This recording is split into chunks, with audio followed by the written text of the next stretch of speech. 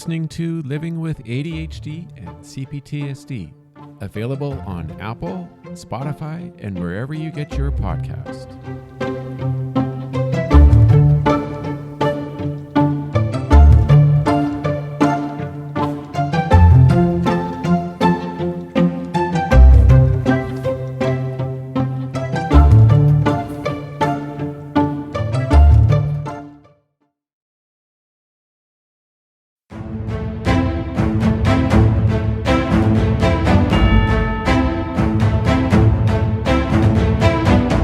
Hello, everybody, and welcome to another episode of Living with ADHD and CPTSD.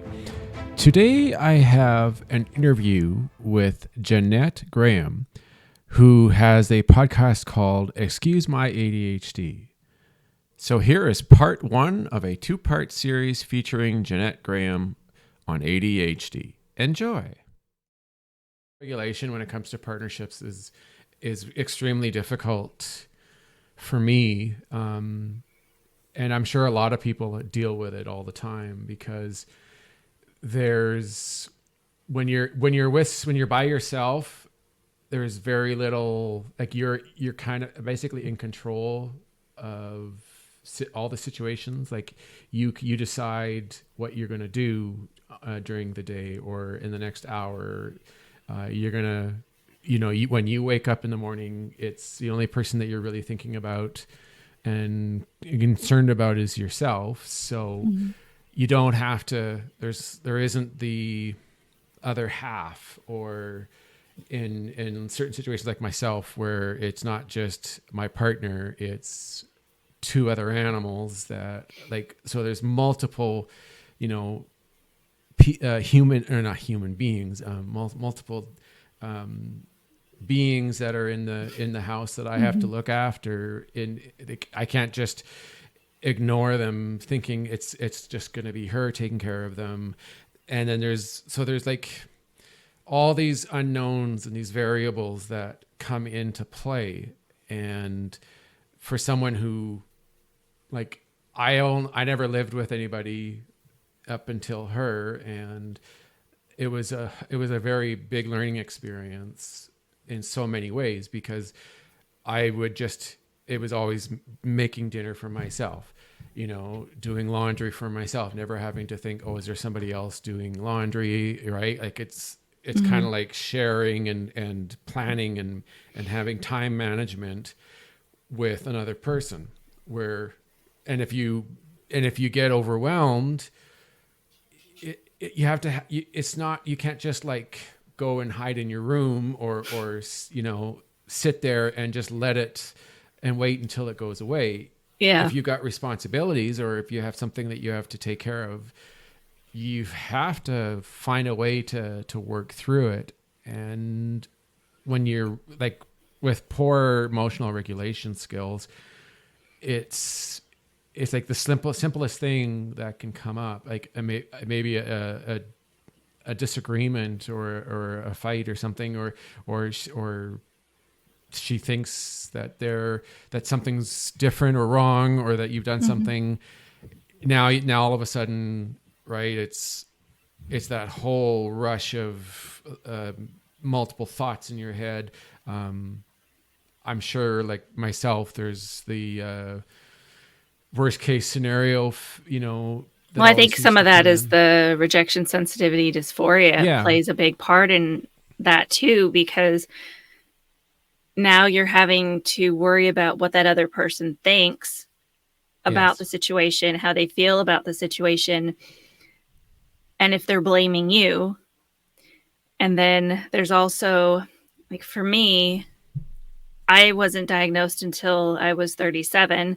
So it's been almost 5 years now. So my whole life, you've got that baggage of at least, never doing anything right, never living up to your potential, and all of that carries forward. And now all of a sudden you think that's what's happening again. You didn't think of that person when you were stopping to pick up a snack, and now they're mad because you didn't think of them. But it's not because you don't care. It's because you just didn't think about it. Yeah. Or because, absolutely. You went ahead and did laundry, but didn't do theirs. Not because you didn't care, just you didn't think about it because you're not used to thinking about it, or because we have these one-track minds and then we get distracted. Or maybe you meant to do it and you got distracted with 5 or 10 or 20 different things. Yeah, exactly. It's funny, in the time frame from when we talked till now, a lot of really good examples has occurred. I had Christmas dinner at my place with my family, and her brother came over, and so there was a pretty decent gathering. And I remember she did a lot of the cooking. I did some help because she's really good at prepping all the different foods all at once, and it was a lot of work. And the turkey hadn't quite finished yet, and we were thinking it had been done, I don't know, about 40 minutes earlier than what it ended up being. And I remember going to her, and I was like, I had a thought in my mind that I was trying to time everything in a way so that we wouldn't run out of time later on in the evening, because dinner was already going to be at 6:30, and there was the thoughts of like my family leaving at about 9 or so. Yeah. So wasn't that long. So I went up and said, "Hey, I'm going to open my stocking right now, and is that fine? Oh, it should only take 5 minutes. Oh yeah, sure, no problem." What happened is it just kind of, instead of it just being a stocking, all of a sudden it was like all the gifts, like the ones that my family gave me and the ones I gave them. So we were opening them all up, and I forgot to let her know or make sure it was okay. And it ended up going from 5 minutes to 15, 20, and dinner was completed and ready to go. And she came out and noticed that we were sitting around just kind of chatting. So not only did I forget to tell her, we kind of all completely forgot that there was still stuff to do. We got caught up in the moment. Yeah. It's like it's one thing led to another. Oh, there's stockings. Oh, well, hey, let's just go ahead and open the presents. And then you didn't do it on purpose, but your brain is, on the next big shiny thing and not thinking about what's going on in the background. Yeah. And that was the thing, is that I had a thought, I had multiple thoughts in my head, and the one that I thought was going to be very helpful and that she thought she would have appreciated was the fact that I figured, okay, well, instead of waiting till after dinner, which we don't know how long could take, because, people talk and things occur, and before you know it, an hour and a half could easily disappear. And I've well, okay, we'll get this done. There's going to be more situations where there's going to be other people doing theirs. She has to open hers. Her brother and her niece have to open theirs. So we're going to run out of time if we let this all wait. So I had that idea, and I was like, "Hey, this is perfect." But I didn't even think to say anything. It was like I got into the idea, but I didn't think, "Oh, okay. Well, let's let her tell her." And say, okay, we want to do this because we realize the time's we're gonna run out of time if we don't, and then everything would have been fine. But of course, you get so into things that you don't think about other aspects of. It's like the dopamine kicks in and it takes over, and then it's like, oh crap, I forgot, or I should have done this. And even though you should have done it in the back of your mind, and you probably even thought about it, it's just in that moment, your head's not there. Yeah. And that's a common thing is you get caught up in something or you start one, and then you get an idea in your head and it can take over so quickly. And then before you know it, you see something that reminds you that you were on another task, or you were you're doing something else, and then you automatically go, oh, Right. And so you either start to kind of like I have a few times where I'm kind of walking around in a circle in the kitchen because I can't quite decide. Like oh, I want to go here. Oh no, I got to do that. Oh wait, no. And then I have to stop myself and go, okay, just hold on a sec. What am I doing? Yep. And then I can did every time I do unload and load the dishwasher, I do that every single time. It's like, okay, yeah. Am I putting this up? Am I putting that up? Wait a second. Wait, what was I doing? What's this on the floor? Yeah. Wait, no, that's not what I was doing. Yeah, exactly. And that's always happening. And but lately, see, I actually I did an episode just yesterday, and it's coming out. It's in regards to ADHD, so it actually came out today, as a matter of fact. And I was discussing how ever since for the last couple of months or so, I've had really high stress levels, and my anxiety's been high and getting overwhelmed a lot. But in the last 3 weeks, it's been really low, and personal situations which have occurred, I've noticed that my level of stress and anxiety and everything has been way down, like just so low. I can't remember the last time it was this low. And I noticed that suddenly I was having an easier time doing things. Oh yeah. I was remembering things much easier. So instead of getting overwhelmed and like, oh, where does this go? Oh, what do I do next? Oh, do I have enough time? I'm going to run out. All of a sudden I'm like, doing things in a natural order or in a logical order, step by step, felt almost like it was, I could do it. Like there was no hesitation. There wasn't no stress or anxiety behind it. And I was able to change life day-to-day skills. It was amazing how there was like way more motivation, way more control.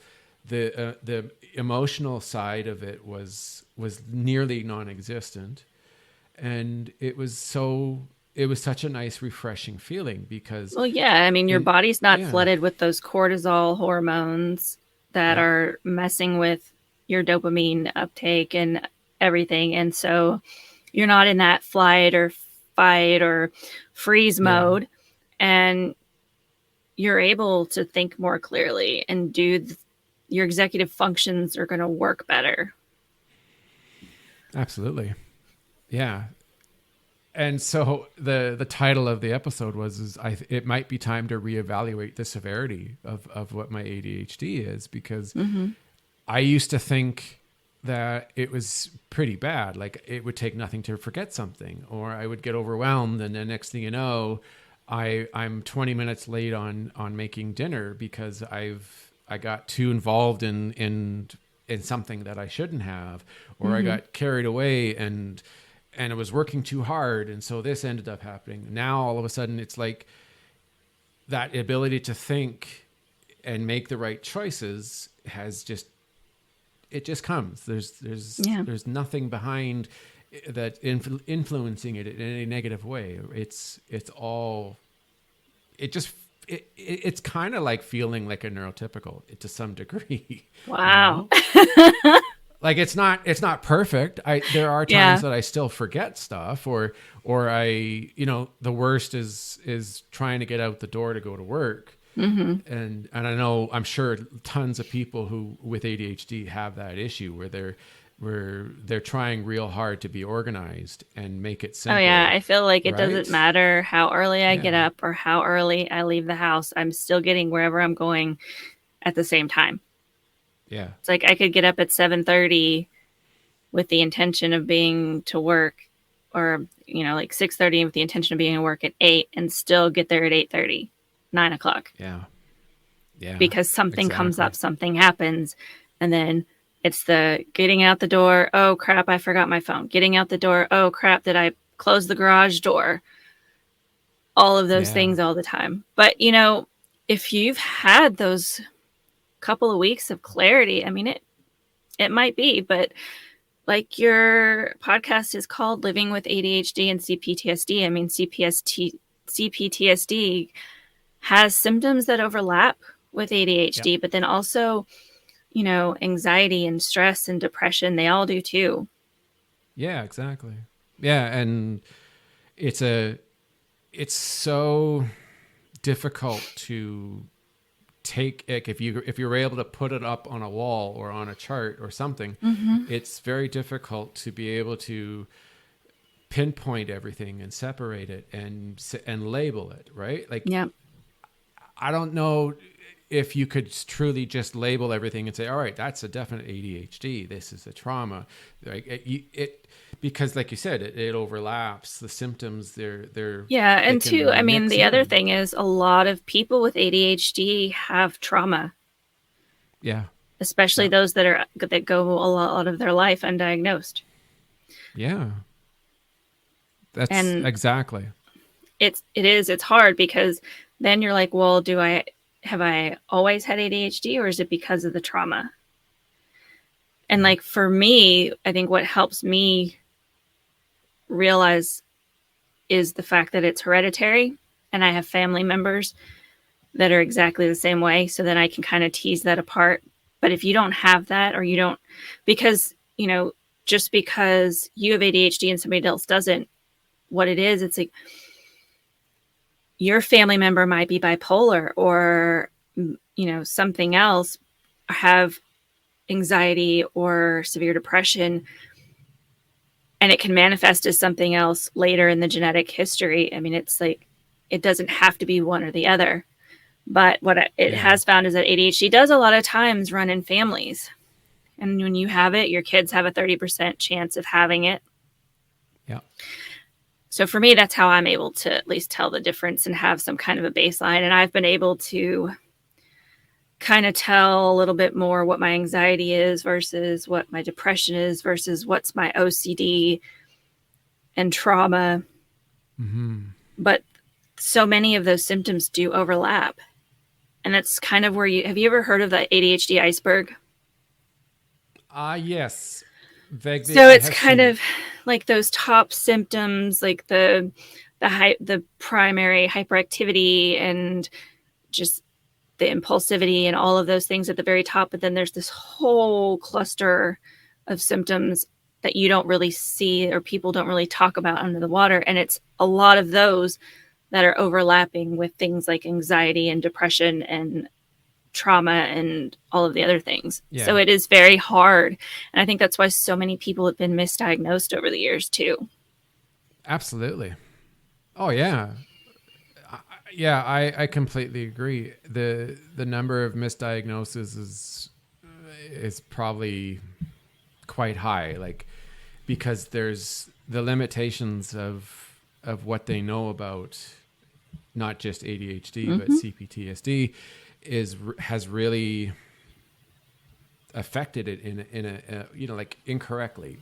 Yeah. You know, so many people that grow up with in families or with people who are abusive, whether it's physically or verbally, mentally, and they start having a lot of symptoms that initially people are going to think that they're showing ADHD symptoms. They're always forgetting, or they're having problems focusing, and or they're and too, though, I think it depends on when the trauma starts too. Yes. Yeah. Because if the trauma starts while your brain is still developing, then that can become ADHD as well, because that's all in your frontal lobe, and it's basically stunting that growth.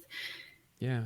And I mean, a lot of studies have shown that when you look on average at a neurotypical frontal lobe versus on average people with ADHD, their frontal lobes are smaller.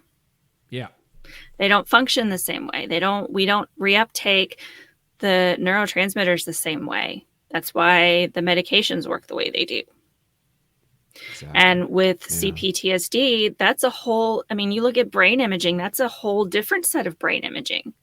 Because an ADHD image and a PTSD image, they're different. There are some overlapping imagery that's similar, but they're still different too.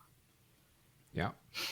It would be nice to see someday have a person who has CPTSD have an MRI, like a detailed MRI, and I know it's not wouldn't be fair necessarily to cause a trigger or to have them re-experience it, but for the sake of studying it, it might be something that could be looked into, because you need to know, like, they need to see the signs of it. They need to see what effect it has on the brain.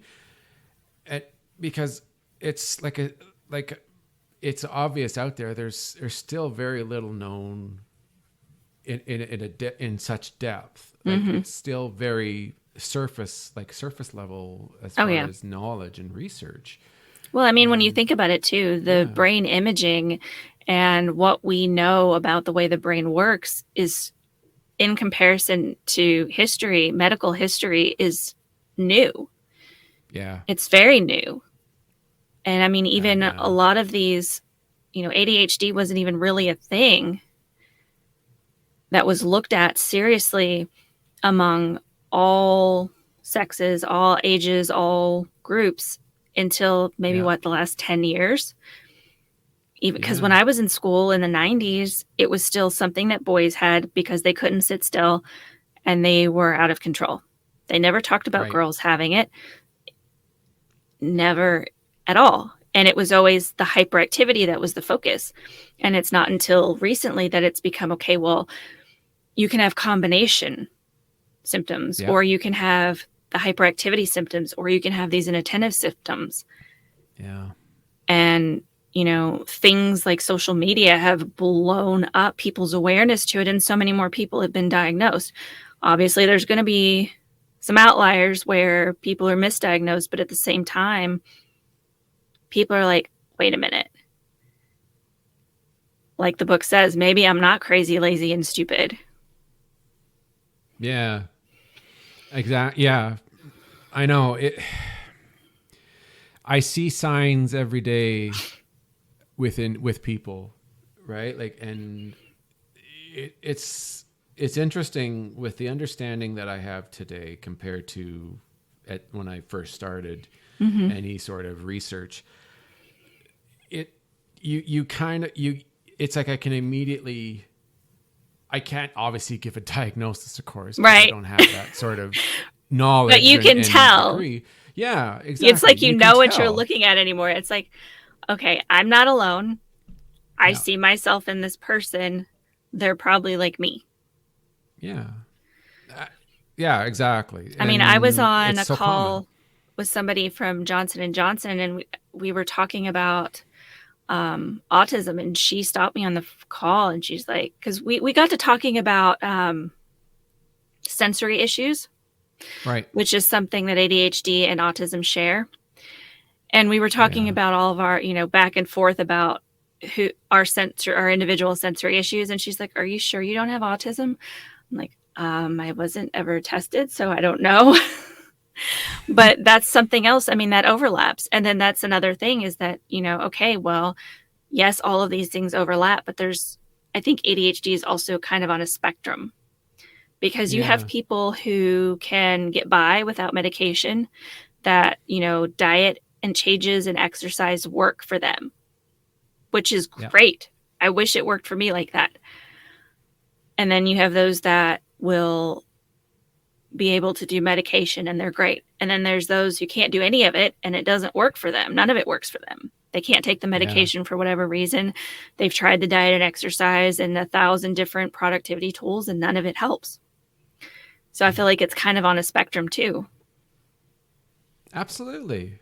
I agree with you, because I can't remember if I discussed this with you the last time, but I knew someone briefly who has ADHD, and the severity of their ADHD was quite noticeable. Mm-hmm. And it was more of a physical thing necessarily than a mental disability. So maybe more hyperactive. Yeah, like it was a hyperactive, and now with my understanding of it, I'm pretty certain that she was a hyperactive diagnosis, because you could just see the symptoms and the signs of it were very obvious, like the inability to focus and I almost feel moving. The people that I've known that are hyperactive, it's almost like you can feel the energy vibrating off of them when you're around them. Yeah. And I have the impulsivity. I'm kind of combination. So I have the impulsivity, but I don't have that hyperactivity. I'm more inattentive. And sometimes I love some of my hyperactive friends, but I can't deal with that level of energy. Right. It's just so hard. And it's like it just buzzes off of them. So it makes me understand. And just about every one of them was into sports in school. The ones that weren't diagnosed until later. So that makes sense to me, because if you're heavy into sports in school, you're kind of wearing yourself out, and you're able to focus more because you're expending that energy. For sure. But it's I think visible. Yeah, absolutely. Like I could tell, like, even if I hadn't have gotten an official diagnosis, I could have told anybody that I could say 80% on the inattentive side. And it because I'm not really that of a hyper person. Like I have impulsive issues, but it's not with moving around and doing things that other people go, what the heck is he doing? It's more to do with the inability to resist the craving, right? Like oh my Lord, last week my TV is starting to act up a bit, and I was like looking at deals and thinking, oh, I got to buy a TV. And but I'm like sitting there going, okay, I'm not going to spend a ton of money. I realize that I can't do that, but maybe I can find one that's really cheap and good price, but it's good quality. And I literally was in the store looking at it going, should I? Oh, I don't know. But then there's that voice. It's like having the devil and the angel on your shoulder, but the devil's louder. Yeah. And amazingly enough, I was able to tell myself, no, don't do it. There are other ways of doing this. And I convinced myself, I showed myself, hey, look, I have the ability to make the money that I can put away for a bit and then get one. And then I'm not making a debt, or I'm not taking money out of my account that I should be saving. It's extra money. No, it's no big deal. And I was able to walk out the door feeling good about it, and not going, oh my God, why didn't I buy it? It's like I had that control. Yeah. And the thing is a month ago, I don't know if I would have been able to do that. I'm not sure if I could have walked out of there without doing it, because and that's the other thing with the stress and the anxiety, is that it's like I was so stressed out and I had so much anxiety in my system. It was like there was that extra need, that extra urge to get some kind of a hit, right? Like I wanted that dopamine. Yeah. And what I was doing, it wasn't going out and buying new toys or anything. It was eating, like stuff that made me feel good. And that's how I was taking care of it. I have a really hard time with that. I get these really horrible cravings for something sweet. Yeah. Especially specifically cookies, like chocolate chip cookies or ice cream. My mom's the same way. She has her pre-dinner ice cream, her post-dinner ice cream, and then her dessert ice cream. So me and her are like the same. And, I can try and tell myself I'm not going to do it. And then I'll be in bed and I'll start getting really antsy and not able to sleep and toss and turn. And I'm like, I need something. I need to go get it, or I'm not going to be able to sleep. And even right now, I have nothing upstairs. And it's been in the back of my mind this whole time. Okay, after this episode, I'm going to run to Walgreens and get some cookies, because we don't have any in the house. It's just always there. Yeah, I know the feeling. I know that feeling. I used to be that way when I was younger, before I hit my relationship, and I was able to control it, and I did so well. Mm-hmm. And then when everything just went horribly wrong, and I was stressed out all the time, and I could never relax or feel comfortable, it started to come back. Yeah. And it's only recent where it's finally, like, it's becoming the way it used to be. And it's not perfect, obviously, because there's always going to be that need. Like, you get bored, and next thing you know, your brain's going, I need something. There's something I got to do to cure this. And it was either go out and get something to eat, or find something that was really interesting to watch, and yet that was hardly ever good enough, because it was constantly going, I don't want to watch this. I've seen this already. Like, oh God, yeah. I could spend an hour trying to find something to watch and not find anything. Yeah. Yeah. But then once I'm into something, I'm vested. I need to watch it 24 hours a day until it's done. And then once it's done, it's like having a withdrawal. Like, what's next? What do I do now? Yeah, no kidding. I know. I think I've managed to control that more or less. It's my problem is not being able to find anything that's good enough. Mm-hmm. Because even if I get into it, I can get in 40 minutes, and if it even for a moment starts to just go downhill, yeah, it takes nothing for me to switch and say, but then you're out. Yeah. Anymore. Once you're out, you're out. It's like, I can't, like, oh, maybe I should finish this, but then you can't ever go back to it. Yeah. Yeah. It's like, there have been so many shows where I was vested for a season or two, and then all of a sudden it's just like, no, I'm done. Yeah. Habitually watching it every single time it came out, and then all of a sudden it's just one episode was crap, and it's like, I don't care anymore. Yeah. Yeah, I've had that. It just, you get that, like you said, there's that one episode where things in the show suddenly just kind of, it doesn't feel right, and now you're starting to lose interest, and then it takes nothing for you to just stop. I mean, it could be something that's cringy, or just too predictable, or too boring, or I can't believe they did that with that character, and then poof, gone. See you, bye. Yeah. Yeah. I know. It's so funny. Yeah.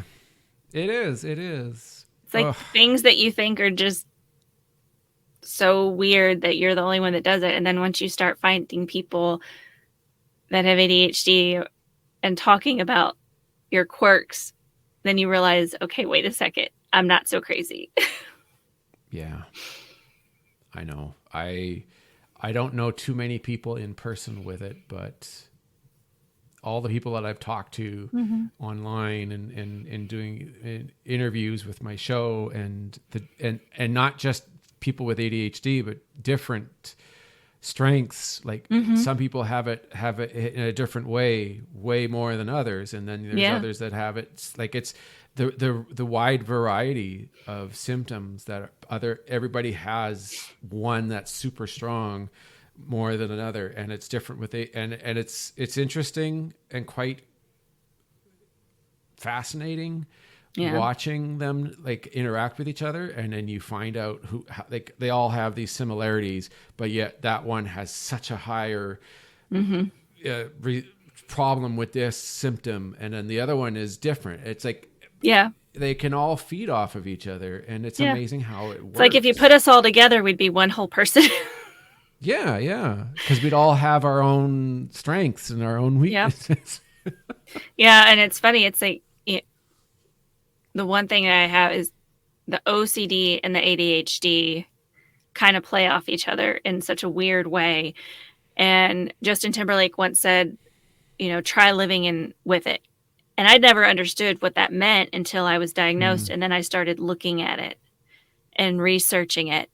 And it's kind of like that, how one person has a strength here and then another there. But when I'm medicated and the ADHD is down, then my OCD is up.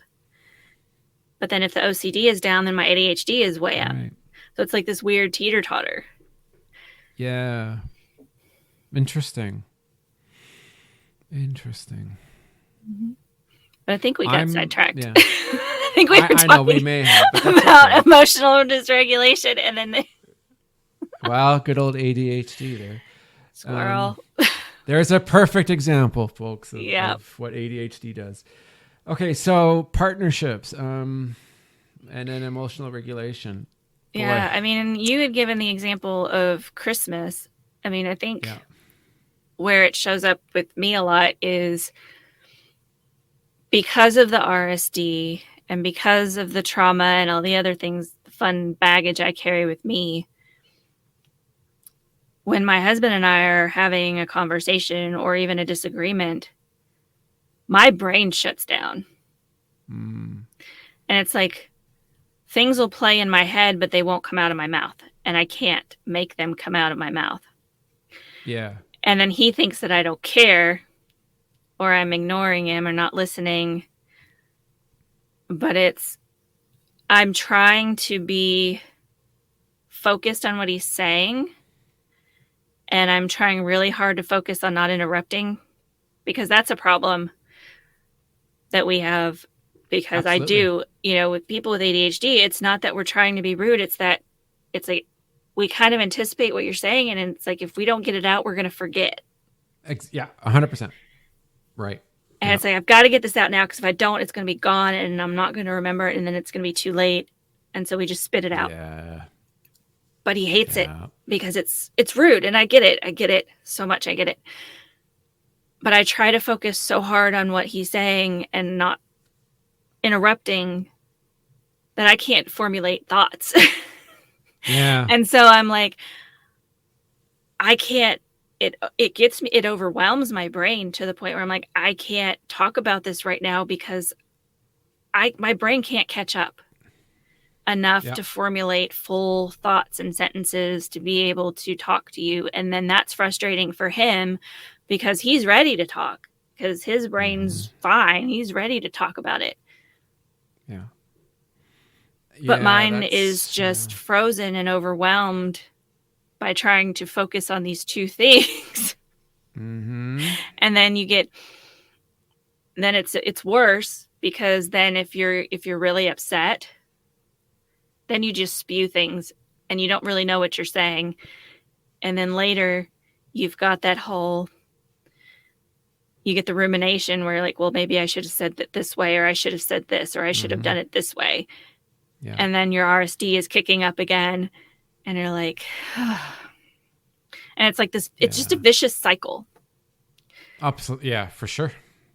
You just, it's funny. You described, I don't know, hundreds of situations in my life exactly the way it's happened. And I'm thinking about all the examples of where that has happened, where I'm having a conversation with her and it takes nothing for me to just become lost.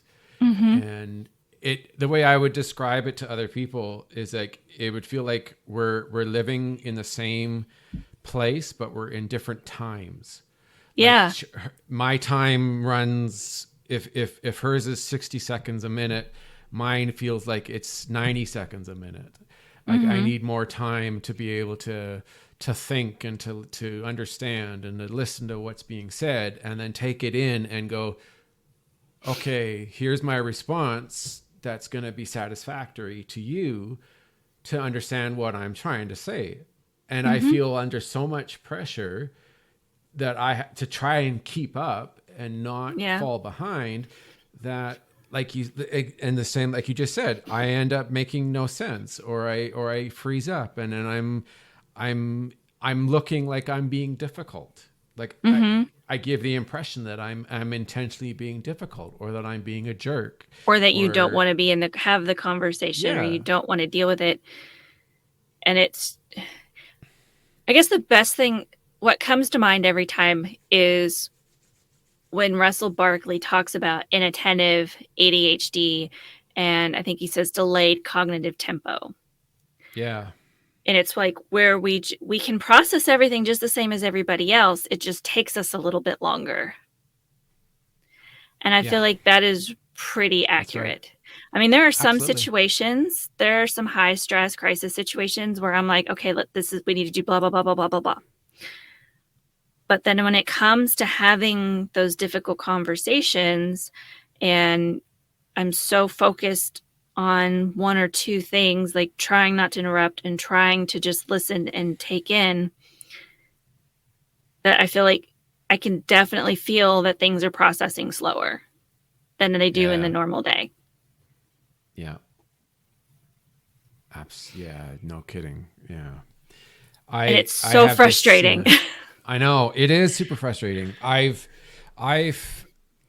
didn't even know this until late that I would just come off of being stressed out and overwhelmed, and I would take a break and just kind of chill out and think. And and in my brain, I would like, okay, I've got my explanation, or I know what to say. So I'd come out and I'd say it, but I wouldn't know until the moment, like, and I mean, like, after I've said it, and it could be anywhere from a minute to 5 minutes, or that there's more, that I had more. But I didn't know that I had more. I thought I had it all right then. Yeah. And then I didn't notice. And then it happened a third time. I finished thinking I'm done. And then she's talking and my brain is thinking and thinking and thinking and thinking. And all of a sudden it's like the next chapter opened, and it floods in, goes, oh, here, there's more for you to say. This is going to help explain it. And all of a sudden I'm going, oh, wait, I've got more to say. And it made sense, and she finally, it would make her feel better, or it would make sense. But then she was getting mad, going, oh my God, you keep doing this where you think you've got it all, and then it's incomplete. But then you realize later that you've got more. Why can't you just get it all at once? And I'm like, but that's the problem, is that I think I do. I think I've got it all at once. I don't know that I don't until later. I could do whatever I can do, all the thoughts and all the work and all the writing down that I want, but you need a trigger. It's almost like you need a trigger. Exactly. And having the time is kind of like that trigger. It's like it's like something clicks and it's like, oh, there we go. Okay. Yeah. It's just like they say ADHD people do well in situations where there's a deadline, or where they realize they've only got so much time. It's the same sort of thing. Like if I feel like I've got all the time in the world, my brain relaxes and I think I've got enough. But if I'm under crisis or I'm under pressure, it's like my brain suddenly just it kicks into like a hyper mode, or it has this, it gets into that, you get into that like hyper focus. Yeah.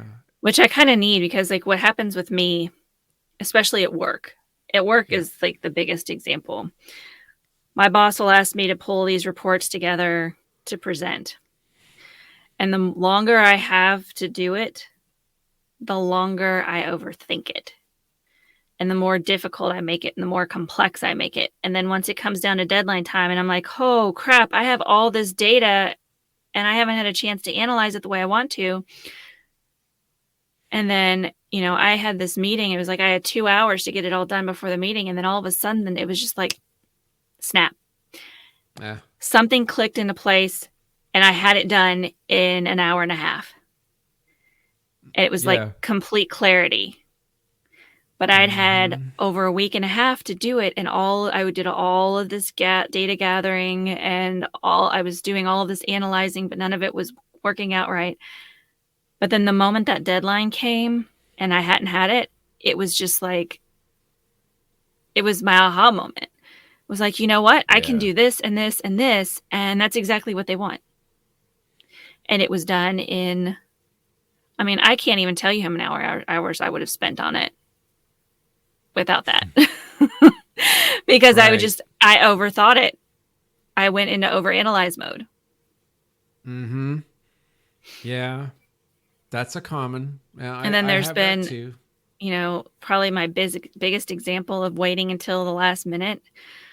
I was getting my master's degree, and I was doing this paper on pharmaceutical ethics, and I did all my research, and it was the day it was due. It was a 13-page double-spaced paper. Wow.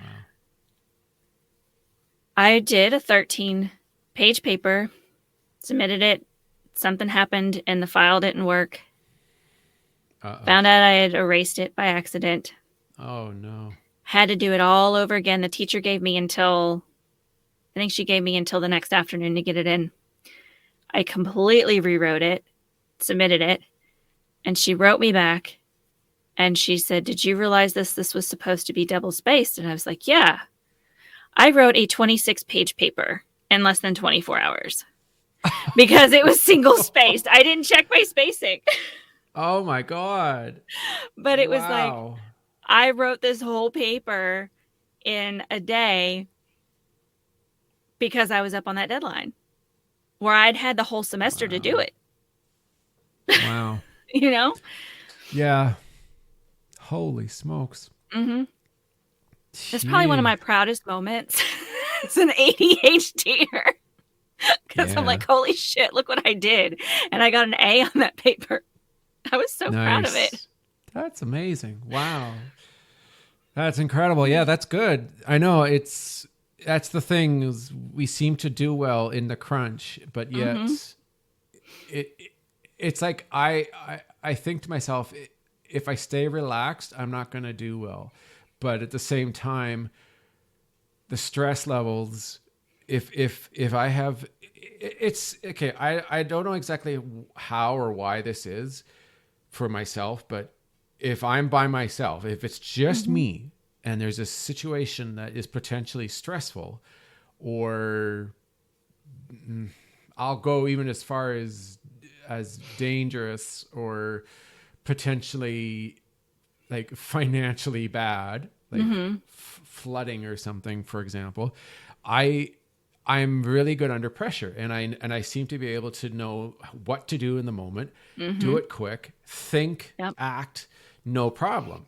And I had that happen to me not long, like a couple of years ago, and I managed to just everything went smoothly because I was able to react and respond appropriately and quickly.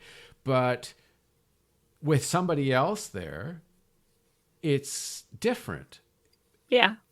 I can do it by myself, but all of a sudden, as soon as there's another person who's watching and like, I can't do it. It's almost like I forget, or I'm too scared if I can make a mistake. And it all floods in, and next thing you know, they're taking over, or they're getting upset because why is it taking so long? You have too many options, or you're not making the right decision, or yeah, exactly. It's like having that other person to consider just completely fries your brain for some reason. Yeah, and it's happened so many times that there's a false impression that I wasn't capable of doing these things. And yet I've said to myself, and I've tried, I didn't say it to her because I had that feeling that if I were to say these things, the fight would get big. But I remember in my mind saying, you're so wrong, because I can do these things. Yeah. I've done this many, many, many times. This isn't something that's new to me. It's just for whatever reason with you when it involves another person. Yeah. Yeah. Yes. I know. And it's a no-win situation. It feels it's so frustrating. Oh, because it's like, if I didn't worry about what that other person thought about my choices, I would be done with this already. I would have already done it. I would have already made the choice. Yeah, exactly. But there's like a people-pleasing element, I think, when you have ADHD, because it goes back to trauma and being undiagnosed and being in school and not performing, not living up to your potential and not doing what you're supposed to be doing, or not getting your homework turned in, or not doing this or not doing that, or doing this wrong. And I can't believe you did that. You know better. You're smarter than this. Hearing all of those things, it's like it kind of reverts you back to that when you have to make decisions that involve other people because you don't want to feel like that again. You don't want that shame. You don't want that feeling. Exactly. But when you're just doing it for you, it's like, boom, done. Yeah, absolutely. Because you're the only one that has to deal with any fallout or consequences. Absolutely. Exactly. Yes. And that's, to me, that was always easy because it was just me that I didn't have anyone else to think about or to worry about the potential effects or damages, right? It was just me. And along another angle is the motivation when you're with someone, especially if it's on a daily basis and it's all the time regular, it's just the motivation because of that fear of failure, of of that rejection, RSD, it would basically drive the motivation level so low is that I wouldn't even think necessarily, do I want to do this? Is either I would force myself to do it because I had to, or I'd push it off, right? Going, well, and hope it goes away. Yeah. And now, exactly. And now the fact that it's like back to one person, it's like, okay, no big deal. I go out, I make dinner, I clean up, it's done. I don't have to think about it. There is no delay. There is no, oh, should I do it now or should I wait? It's just do it. It's good. It's done. It's, you're taking care of it. And because in the back of my mind, it's like, I've got it done now. I don't have to come out before bed and go, oh crap, now I've got to do this up and clean this up. It's all done. I've got more free time. I have more, I can do stuff that I want to do. I don't have to think about all these other little things that get in the way. And then all that piling on is that anxiety that like you're feeling anxious because you're going, oh my God, I'm doing it again. I'm forgetting to clean now. Like there's potential that I'm going to get yelled at, or I'm going to be scolded because I didn't do this right, or I didn't do it. And so there's all these little factors that are working into that. Yeah, exactly. Right on. Point. Yeah. And it's and you would and the thing that you would think about is you would think that all would be do the opposite. That it would say it would get you to do it, or to do it better, or to be on top of it. But it does the opposite. It's almost like your brain resisting it. Yeah. It's because there's that fear, right? Yep. Like, what's more important, taking care of yourself and not doing it because you're afraid, or overriding that and doing it anyways because it's maybe you'll make an impression, or maybe but then at the same time you're going, well, maybe I'm going to mess up. Yeah. And it's so complicated, and it's like, why can't things just be easy? Exactly. And I used to remember growing up, just it always felt like everybody had things so much easier. Like the kids at school, they could study. Yeah. It's like, and I was always like, how can you just sit there and study? I can't do that. It was so hard. Like so many things in school, especially, were just so hard. And even, still now, it's like being a mom and then seeing all these moms do all of these things. And it's just kind of like, how are you doing that? Like, I can't even fathom doing half of that. It exhausts me to think about it. Yeah. And it's just so frustrating. And then you see, I guess I see all these, I don't know. I just always felt like things were so much harder. And then once I got the diagnosis, it's like it finally made sense that, okay, I'm not just broken. I'm just different. Yeah. And there are other people that have it that struggle too. And that was part 1 of a 2-part interview with Jeanette Graham from Excuse My ADHD. This will be released in a few days for early listeners, but on Friday, January 20th, both parts will be released 3 hours apart as a 2-part series. If you enjoyed the first part of this podcast, I recommend that you look at my website for more information, www.livingwithadhdandcptsd.ca. You can contact me at Twitter at ADHD and CPTSD. I'm on Mastodon. You can also email me at livingwithadhdandcptsd@gmail.com. You can donate at patreon.com or at ko-fi.com/livingwithadhd. That's ko-fi.com. All right, everybody, stay tuned for part 2. I hope you have enjoyed the series so far. I shall talk to you later. Bye for now.